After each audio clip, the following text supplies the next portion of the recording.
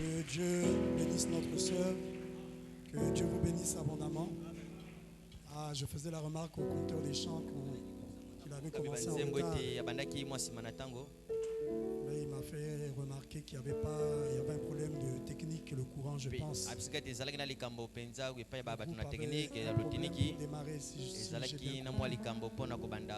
Mais malgré ça, si c'est l'heure, c'est mieux de commencer, même s'il n'y a pas de courant.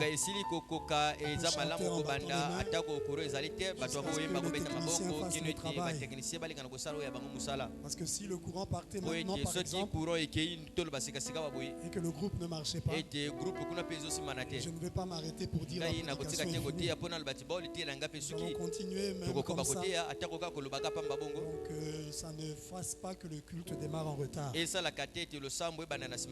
Alors que le Seigneur vous bénisse abondamment. Je vous salue dans le nom du Seigneur Jésus-Christ. Et je vous invite à vous lever. Nous allons lire la Bible. Nous allons en Psaume chapitre 130. Nous allons lire le verset 7. Psaume 130, le verset 7. Il est écrit: Israël, mets ton espoir en l'Éternel,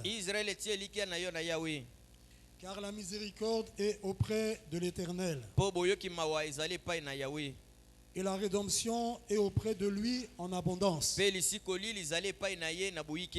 C'est lui qui rachètera Israël de toutes ses iniquités.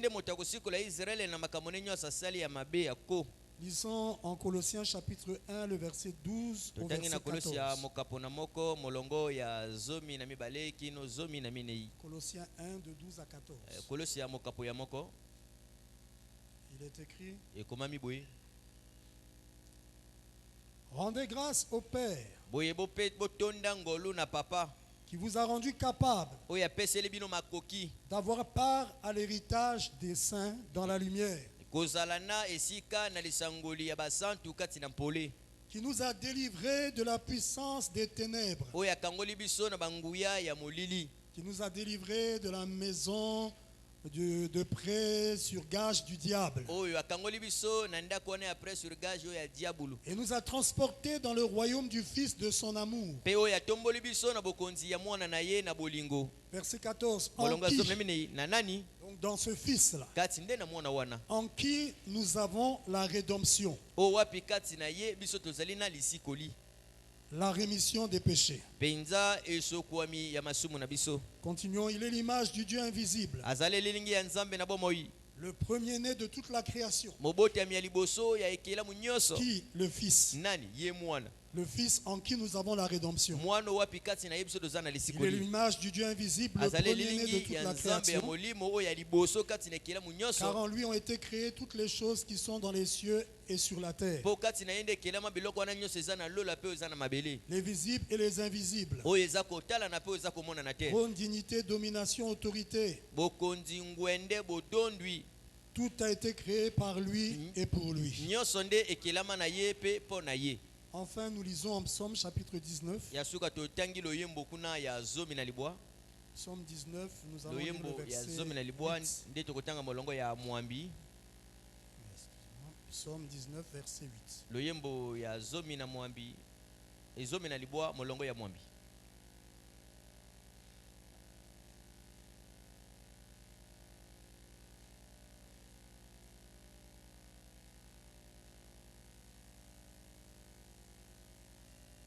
La loi de l'Éternel est parfaite.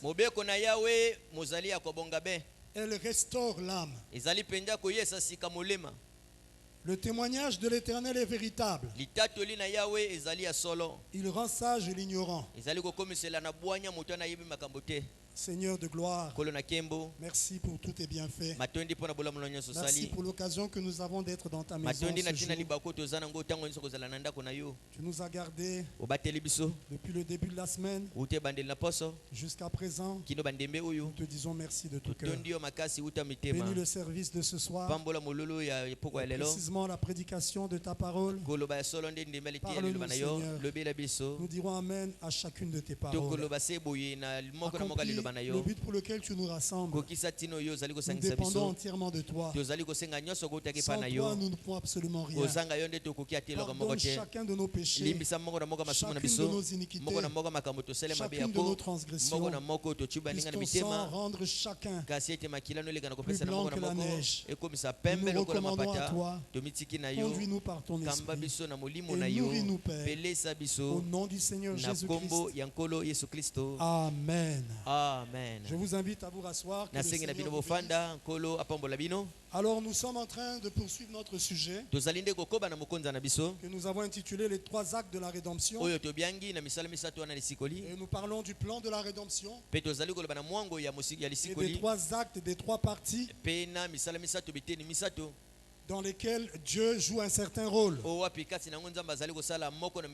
Et au travers de ces 3 actes, Dieu en Jésus-Christ joue un rôle pour accomplir une œuvre donnée. Il joue un rôle différent dans chacun de ces actes. Il manifeste une fonction différente pour accomplir 3 œuvres différentes en vue du plan entier de la rédemption.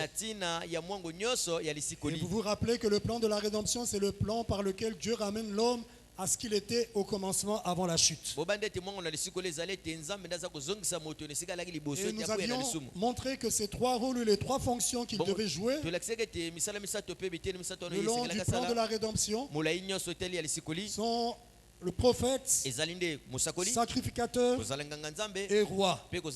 C'est toujours lui le même Dieu qui en Jésus-Christ joue ces 3 rôles. C'est pourquoi nous avons pris l'exemple d'une pièce de théâtre. Comme Frère Branham en parle dans Dieu dévoilé et dans Dieu puissant dévoilé devant nous, montrant que dans une pièce de théâtre, un seul acteur peut jouer plusieurs rôles différents. Une seule personne joue plusieurs personnages. Et nous avions, et Frère Branham déclare que le mot utilisé, c'est le mot amorphe. C'est changer de masque, changer de forme. Et il dit que c'est ce que Dieu aussi a eu à faire. Et nous sommes en train d'examiner cela en rapport avec les 3 étapes ou les 3 phases de la rédemption. Comment Jésus-Christ, notre Dieu, a joué 3 rôles différents, mais pourtant c'est toujours le même Dieu. Il s'est présenté en tant que prophète pour une certaine œuvre. Ensuite il passe à la fonction de sacrificateur. Il joue le rôle de sacrificateur pour une autre œuvre. Et enfin il jouera le rôle de roi pour une autre œuvre. Mais tout cela, c'est dans le but du plan de la rédemption. Et nous avions vu que Dieu avait typifié cela depuis l'Ancien Testament au travers du type de Moïse, du type du tabernacle de Moïse, qui était constitué de 3 parties, 3 compartiments. Et nous avons lu le prophète qui met chacun des compartiments du tabernacle de Moïse, le parvis extérieur, le lieu saint, le lieu très saint, en rapport avec chacune des fonctions que Dieu en Christ devait occuper, devait assumer en vue de la rédemption. Nous avons découvert que le prophète démontre que le parvis extérieur, le lieu saint et le lieu très saint, c'était Christ en tant que prophète, sacrificateur et roi. Et nous avions montré que le premier parvis, c'est Christ en tant que prophète. Et c'est ainsi qu'il était venu dans sa première venue. Le deuxième parvis, c'est Christ en tant que sacrificateur. Et c'est ce qu'il fait au travers des 7 âges de l'Église. Là-bas au ciel, il est souverain sacrificateur. Et la troisième fonction, le troisième rôle, en rapport avec le lieu très saint, c'est Christ en tant que roi. Lorsqu'il vient à la fin de cet âge de l'église, il vient en tant que roi. Est-ce que c'est clair? Nous avons essayé de démontrer toutes ces choses. Et nous avions montré comment Dieu avait typifié le plan de la rédemption dans ces 3 actes depuis la Genèse, de la chute de l'homme. Il est venu lui-même avec la parole. Adam, où es-tu? À la recherche de l'homme, avec sa voix, la parole. Dieu, dans le rôle de prophète, à la recherche de l'homme, par sa parole. Les brebis entendent ma voix. La voix de l'Éternel sillonnait l'Éden. Adam, où es-tu? C'était en type le premier acte de la rédemption. Le rôle de prophète pour appeler l'homme à lui, dans le but de le racheter. Et tout de suite après, il a pris un agneau. Il l'a sacrifié. Il a versé son sang, le sang d'un être innocent, d'un substitut pour l'homme.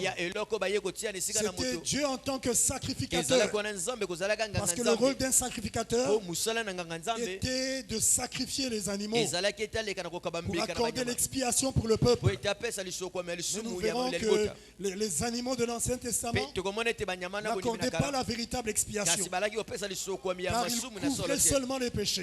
Et la vraie expiation devait venir au travers du sang de Jésus.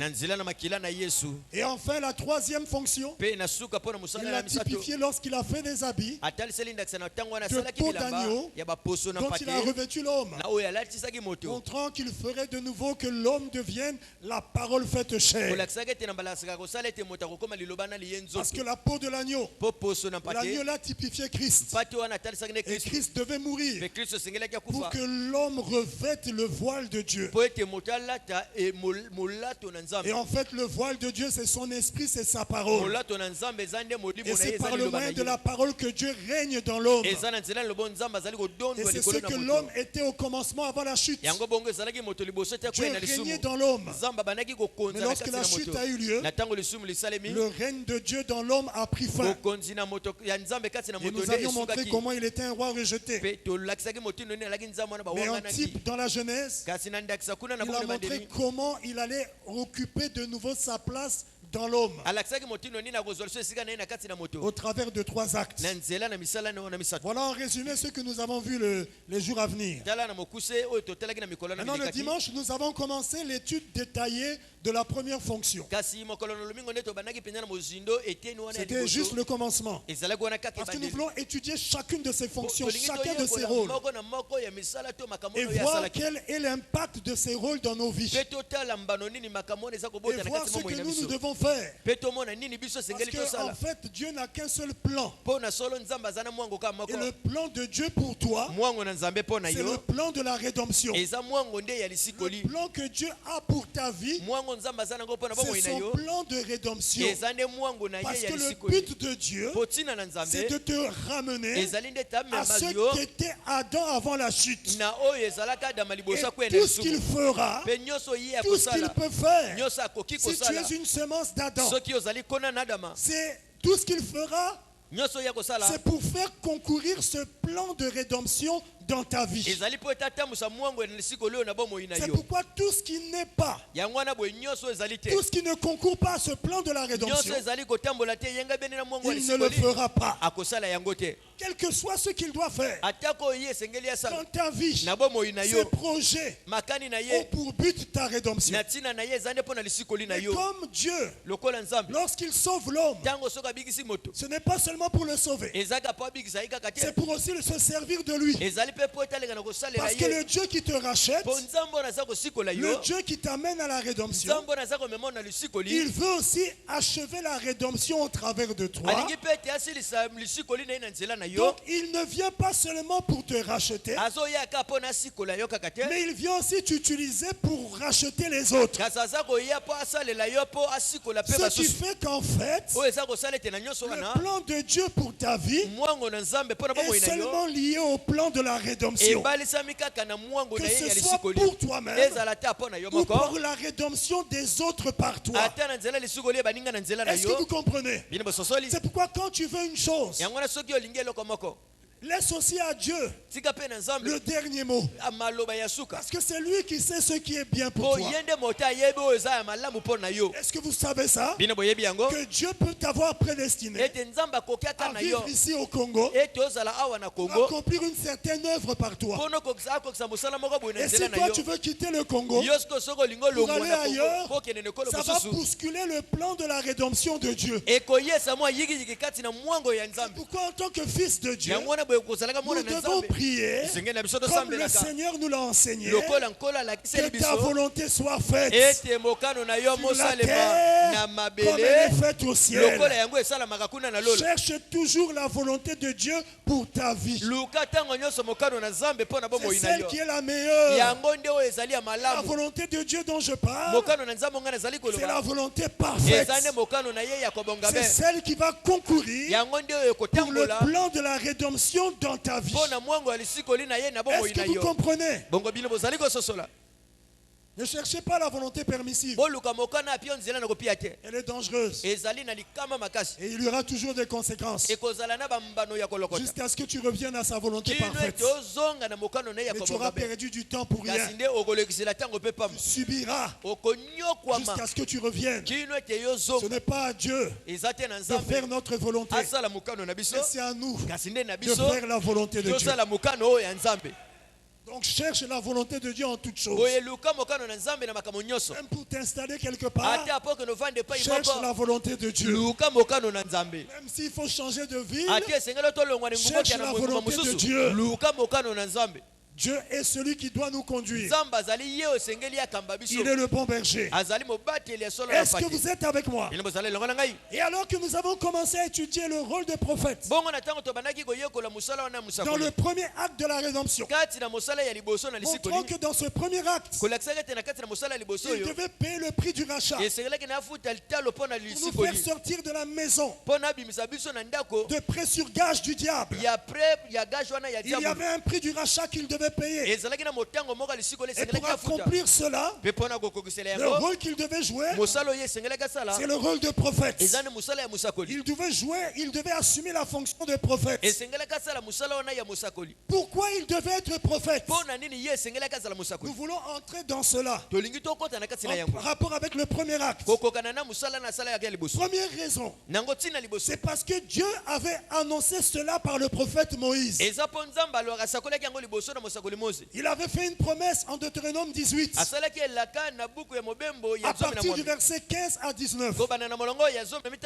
Moïse avait prophétisé sur la venue d'un prophète comme lui.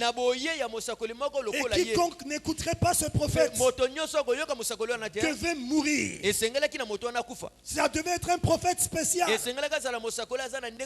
Deutéronome 18 à partir du verset 15. L'Éternel ton Dieu te suscitera du milieu de toi, d'entre tes frères, un prophète comme moi. C'est Moïse qui s'adresse au peuple d'Israël. Et il dit, vous l'écouterez. Il répondra ainsi à la demande que tu fis à l'Éternel ton Dieu. À Horeb, le jour de l'assemblée, quand tu disais que je n'entende plus la voix de l'Éternel, mon Dieu, et que je ne vois plus ce grand feu, afin de ne pas mourir. L'Éternel me dit, ce qu'ils ont dit est bien. Je leur susciterai du milieu de leurs frères un prophète comme toi. Je mettrai mes paroles dans sa bouche. Il leur dira tout ce que je lui commanderai. Et si quelqu'un n'écoute pas mes paroles qu'il dira en mon nom, c'est moi qui lui en demanderai compte. Moïse ce jour-là prophétise. Il fait une promesse au peuple d'Israël que Dieu devait susciter à Israël un prophète comme lui en réponse de la demande que les enfants d'Israël avaient faite à Dieu. Quelle demande? Que Dieu ne nous parle plus, que nous n'entendions plus sa voix et que nous ne voyons plus ce grand feu. Pourquoi? Parce que le peuple disait pourquoi seulement Moïse? Il voulait pas que Moïse seul vienne de la présence de Dieu pour apporter le message qu'il avait reçu de Dieu pour le peuple. Ils voulaient eux aussi entrer dans la présence de Dieu, voir Dieu et écouter Dieu leur parler. Ils disaient pourquoi seulement Moïse? Ils ne voulaient pas du ministère d'un seul homme, comme dit Frère Branham, et du message d'un seul homme. Corée Datan disait, nous aussi on est des hommes saints. On a l'onction. On a un rôle à jouer. Pourquoi seulement lui? Dieu avait entendu ça. Dieu a dit d'accord. Dieu a dit ok, j'accepte ce qu'ils ont demandé. Dis au peuple de se sanctifier pendant 3 jours. Et le 3e jour, toi Moïse, tu monteras sur la montagne. Mais le peuple a une interdiction formelle de s'approcher de la montagne ou de toucher la montagne. Et même si une vache s'approchait, elle doit mourir. Et le 3e jour, après qu'il se soit sanctifié, la gloire de Dieu est descendue sur le mont Horeb. La nuée est descendue. Il y avait un grand feu. Il y avait des tonnerres et des éclairs. Et Dieu appela Moïse du milieu de la nuée à entrer dans la nuée. Moïse est entré dans la nuée. Il est resté là pendant 40 jours et 40 nuits dans cette présence. Alors que le peuple voyait ce feu, le peuple entendait les tonnerres. Ils étaient apeurés. Ils restaient presque qu'ils se mettent à mourir. Tellement c'était un spectacle épouvantable. Et alors qu'ils écoutaient les tonnerres, Moïse, lui, sur la montagne, dans la nuée, il entendait la voix de Dieu. Il entendait les commandements. Tu ne tueras point, tu ne voleras point, tu ne mentiras point. Alors que le peuple en bas n'entendait que des tonnerres. Mais lui, Moïse, il entendait la voix des tonnerres. Ce qui a été, c'est ce qui sera. Il n'y avait qu'un seul homme qui pouvait entrer là-bas et recevoir de Dieu la voix qui se cachait derrière ces tonnerres. Il était conçu pour entendre cette voix. Il fallait un canal approprié pour recevoir ce courant. Est-ce que vous êtes avec moi? Si le peuple essayait de monter, oh, c'était la mort. Mais seul Moïse avait le droit. Qu'il avait voulu ainsi, Dieu lui-même. Quand Dieu fait un choix, ce choix est parfait. Qui es-tu pour discuter devant Dieu? Avec Dieu. Quand Dieu décide une chose, quand Dieu fait un choix, ce choix est parfait. Il fallait Moïse seul. Et quand il est redescendu avec les tables de la loi, le peuple a dit, ah, c'est fini. Nous ne voulons plus voir ce Dieu-là nous parler. Non, non, non. Qu'il te parle à toi et que toi tu viens nous parler. Dieu a entendu ce qu'ils ont dit à Moïse. Il a dit c'est bien ça. Et je ferai comme ils l'ont dit. Et Moïse a prophétisé. Dieu suscitera un prophète comme moi. Est-ce que vous êtes avec moi? Oui, oui, oui. âge, il suscitera, je relis la prophétie, du milieu de toi, d'entre tes frères, un prophète comme moi. Vous l'écouterez. Il répondra ainsi à la demande que tu fis à l'Éternel ton Dieu. À Horeb, le jour de l'assemblée, quand tu disais que je n'entends plus la voix de l'Éternel mon Dieu. Le peuple ne voulait plus entendre la voix directement, qui tenait sous forme de tonnerre. Il voulait un homme qui était capable de décoder les tonnerres. Un homme qui était capable de dire ce que les tonnerres disaient. Un homme par lequel la voix de Dieu allait se faire entendre. Est-ce que vous êtes avec moi? Tu disais que je n'entends plus la voix de l'Éternel, mon Dieu, et que je ne vois plus ce grand feu, afin de ne pas mourir. L'Éternel me dit, ce qu'ils ont dit est bien. Ils ont compris maintenant que ma manière de fonctionner, de travailler est parfaite. Alors qu'avant ils doutaient pourquoi seulement toi. Ils ont compris qu'il est mieux qu'il en soit ainsi. Ce qu'ils ont dit est bien. Je leur susciterai du milieu de leurs frères un prophète comme toi. Je mettrai mes paroles, ma voix dans sa bouche. Et je vais ajouter une chose. Et mon feu, je le mettrai en lui. Est-ce que vous êtes avec moi? Frère Branham déclare que cette promesse s'est accomplie en Jésus-Christ. Le prophète dont il était question là, c'était Jésus-Christ. Et quand il est entré dans les eaux du Jourdain, ce feu est entré en lui. Et ensuite, la voix de Dieu a commencé à sortir par lui. Et il a dit, mes brebis entendent ma voix. Est-ce que vous êtes avec moi? Dieu a parlé par Jésus. Il était le prophète promis par Moïse. Est-ce que vous êtes avec moi? Frère Branham déclare, donc Dieu change-t-il de pensée au sujet de sa parole? Du 27 avril 65 au paragraphe 85.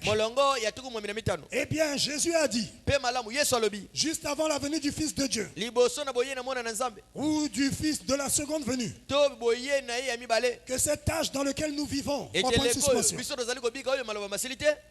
est venu comme Fils de l'homme, un prophète. Le mot fils de l'homme signifie prophète. C'est la fonction de prophète.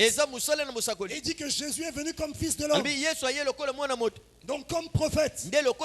Car cela accomplit les Écritures. Quelle Écriture? Moïse a dit, l'Éternel ton Dieu te suscitera un prophète comme moi. Donc il prend Deutéronome 18. Il amène ça à Jésus. Oui, c'était Jésus-Christ, l'accomplissement de la prophétie de Deutéronome 18. Frère Branham dit, nous savons tous que c'était Jésus. Ce prophète-là promis par Moïse. Il dit, n'est-ce pas? Selon les Écritures, il devait donc venir en tant que prophète. Et il n'a jamais dit qu'il était le fils de Dieu. Quand il était sur terre, Jésus. Mais il disait qu'il était le fils de l'homme. Fils de l'homme signifie prophète. Il était le prophète. Le prophète qui avait été promis par Moïse en Deutéronome 18. C'est pourquoi le premier rôle que Dieu devait jouer en Christ, c'était le rôle de prophète. La fonction de prophète. Dans quel but? Pour commencer le plan de la rédemption. Pour inaugurer le plan de la rédemption. Parce que le plan de la rédemption devait se faire en 3 actes. Et le commencement, c'est le premier acte. Et dans ce premier acte, Dieu en Christ devait être prophète. Est-ce que vous êtes avec moi? Maintenant, nous allons nous poser des questions. Et nous allons essayer d'avancer apporter des réponses à toutes ces questions par la parole. Pourquoi devait-il venir en tant que prophète? Pour commencer la rédemption. Parce que ça avait été promis. En Deutéronome 18. Première chose. Première raison. Mais il y a une deuxième raison. Pourquoi? Parce que pour que la rédemption ait lieu, il fallait que la parole de Dieu vienne. Or la parole ne vient qu'au prophète. Il fallait qu'il y ait une fonction appropriée qui soit capable de saisir la parole par révélation pour l'apporter au peuple. Et ça, c'est pas un apôtre. Ça, c'est pas le rôle d'un évangéliste. C'est pas le rôle d'un docteur ou d'un pasteur. C'est pas le rôle d'un sacrificateur, ni même d'un roi. Frère Branham déclare qu'il n'y a pas de rang plus élevé que celui de prophète par lequel Dieu révèle sa parole. Le rang le plus élevé par lequel Dieu révèle sa parole, c'est le prophète. Et comme pour la rédemption, il fallait que la parole vienne. Nous verrons pourquoi il fallait la parole. Et donc il fallait un ministère prophétique. Il fallait un office prophétique.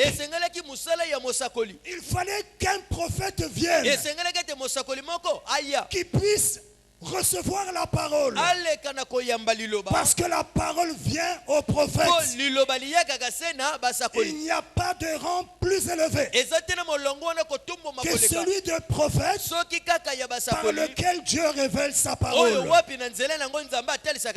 Dans les loin du temps de la fin, du 25 juillet 65, le 25 juillet 65, paragraphe 262,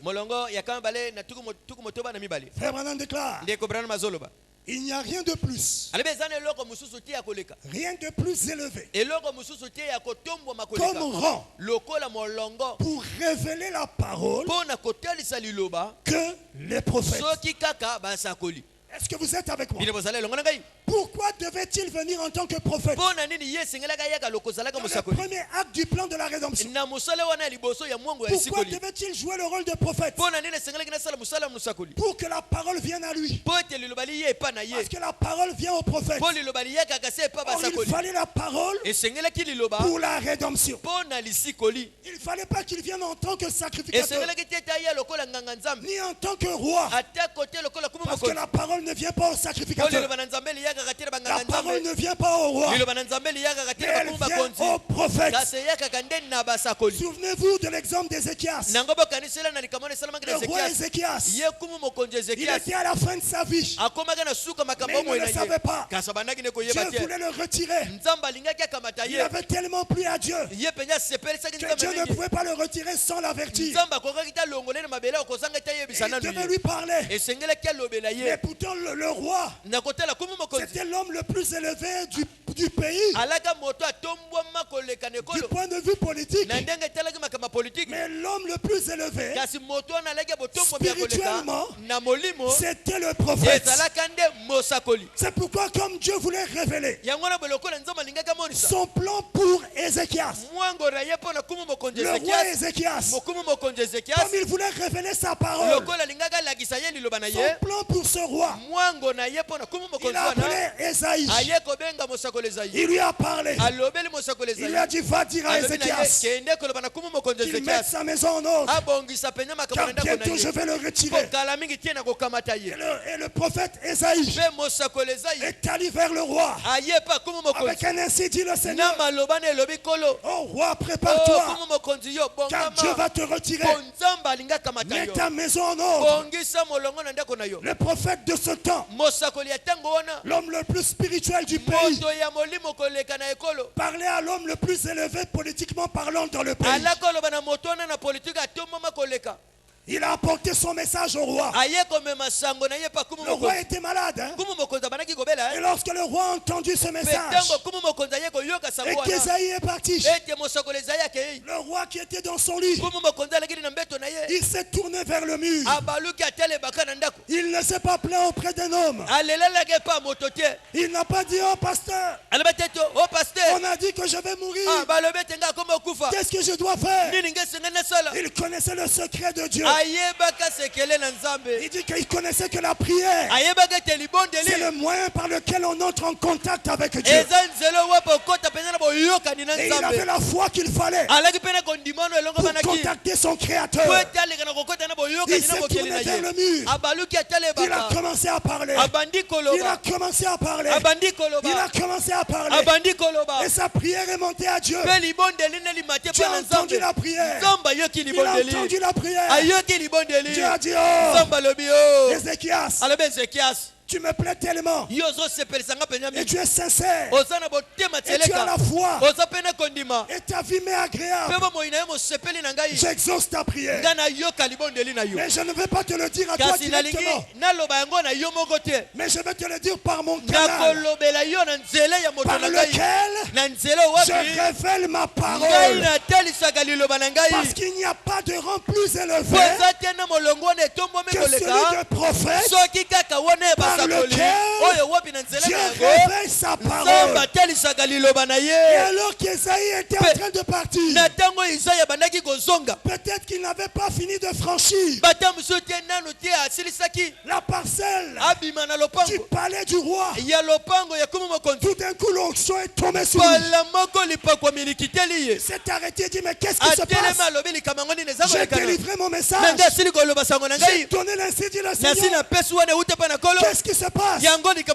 Alors un autre ainsi dit le Seigneur lui a été donné, qui semblait contradictoire. Au premier ainsi dit le Seigneur, il avait donné au roi. Et Dieu n'est pas obligé d'expliquer que non, Ézéchiel a prié et moi j'ai changé. Esaïe, repart et dis-lui, ainsi dit l'Éternel, je t'ajoute 15 années. Esaïe est reparti. Parce qu'il était un canal approprié qui ne raisonnait pas. Il était constitué pour être un prophète. Il ne raisonnait pas. Mais dès que l'ainsi dit le Seigneur arrivait, il avait la capacité de discerner la voix de Dieu. Il savait que ça c'est Dieu. Même si ça semble le contraire. Ainsi dit le Seigneur que j'ai déjà donné. Mais ça c'est aussi Dieu. Il est allé vers Ézéchias. Il dit, ainsi parle l'Éternel. Parce que tu as prié, Dieu a exaucé ta prière. Voici je t'ajoute 15 années. Est-ce que vous êtes avec moi? Dieu n'avait pas révélé sa parole directement au roi,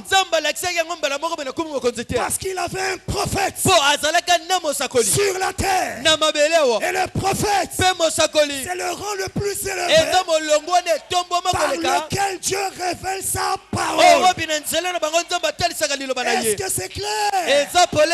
C'est pourquoi dans le premier acte, le commencement du plan de la rédemption, où Dieu devait jouer le rôle de prophète, il fallait qu'il y ait un prophète. Parce qu'il fallait que la parole vienne. Est-ce que vous êtes avec moi? Pour que la parole vienne, il fallait un prophète. Pourquoi? Une autre raison. Pourquoi il fallait, ou une autre question? Une autre question. Pourquoi pour la rédemption il fallait que la parole vienne? Pourquoi la parole? Pourquoi Dieu n'a pas racheté comme ça? Pourquoi il fallait que la parole vienne? au travers d'un prophète. Parce que quand Dieu fait quelque chose, lorsque Dieu accomplit une œuvre, il commence toujours avec la parole. Il ne fait rien sans la parole. Rappelez-vous de ça, Église. Et là, nous allons toucher comment ce premier acte de la rédemption, comment nous devons nous introduire pour jouir des bénéfices de cet acte. Dieu, quand il doit commencer quelque chose, quand il doit accomplir quelque chose, il commence toujours par la parole. Est-ce que vous êtes avec moi? Luc chapitre 8 verset 11. Jésus interprète la parabole de la semence et du semeur. Au verset 11 il dit: voici ce que signifie cette parabole. La semence, c'est la parole de Dieu. La semence, c'est la parole de Dieu. Donc la parole de Dieu, c'est la semence de Dieu. Or la semence, c'est le commencement de toutes choses. La semence, c'est la genèse, le commencement de toutes choses. C'est pourquoi le livre de la Genèse, Frère Branham l'appelle aussi le livre des semences. Et Genèse signifie commencement. Et le commencement, c'est la semence. Le commencement de toutes choses, c'est la semence. Et quand Dieu doit faire quelque chose, il commence toujours avec sa semence qui est la parole. Il n'a pas une autre semence que la parole de Dieu. C'est pourquoi Frère Branham déclare: si vous voulez une église, commencez avec la parole. Pas par les calculs, pas par les divisions, pas en disant moi aussi je suis prédicateur, je peux commencer une église. Ça c'est pas la parole. Une église ne commence pas comme ça. Son de la parole. Et tu verras comment une église commence. Commencez par la parole, pas par une division, pas parce que tu as faim, ou pas parce qu'il y a peu de travail dans le pays.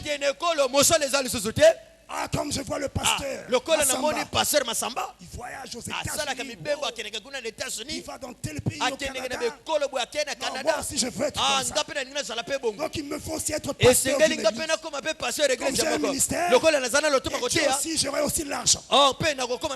Les motifs et les objectifs sont déjà faux. Là tu ne commences pas par la parole, tu commences par le ventre et par la convoitise. Si vous voulez avoir une église, Frère Branham déclare: commencez avec la parole. Il va plus loin. Si vous voulez avoir une vie de Dieu, la vie de Dieu en toi, commencez avec quoi? Avec la parole. Quelle parole? La parole de Dieu. Parce que la parole de Dieu est la semence de Dieu. Dans la parole il y a tout. Tout ce dont tu as besoin. Il y a la vie de Dieu. Il y a la délivrance. Il y a tout ce dont tu as besoin. Commence avec la parole. Lisons le prophète. La parole parlée, la semence originale. Toi, tu veux la vie de Dieu. Et tu es ici à la pierre de fête. Mais examine, qu'est-ce qui t'a amené ici?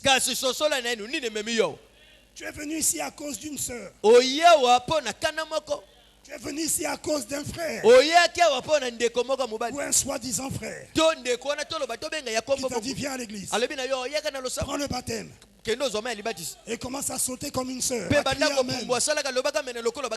Et ensuite j'irai voir le pasteur pour te demander la fréquentation.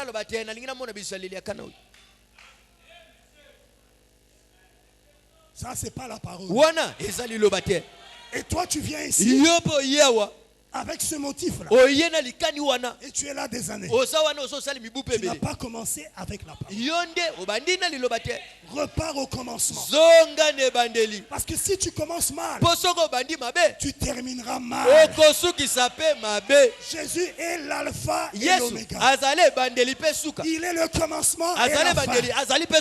Il commence et il achève. Mais il n'achèvera jamais ce qu'il n'a pas commencé. Oh, quand lui il commence, c'est par la parole. Repars au fondement. Si tu as mal commencé, détruis ce fondement-là.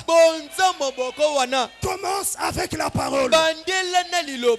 Est-ce que c'est clair? Et tu as pris ton baptême. Parce qu'il t'a dit non, comme ça. Quand le pasteur te recevra, il dira, tu as cru depuis quand? Ne dis pas que tu as cru seulement cette année. Dis que tu as cru depuis 2014. Et la sœur vient à rendez-vous. Tu as cru depuis quand? Je pose toutes ces questions. Quand un frère veut fréquenter une sœur, je demande, tu as le Saint-Esprit? Pose des questions sur la vie. Oh non, j'ai cru depuis 2014. Et la sœur aussi, la soi-disant sœur ment aussi. Vous pensez que vous mentez qui? Mais on peut nous mentir à nous. Mais Dieu, on ne peut pas lui mentir. Et là, tu commences mal. Vous voulez le mariage? Commencez avec la parole.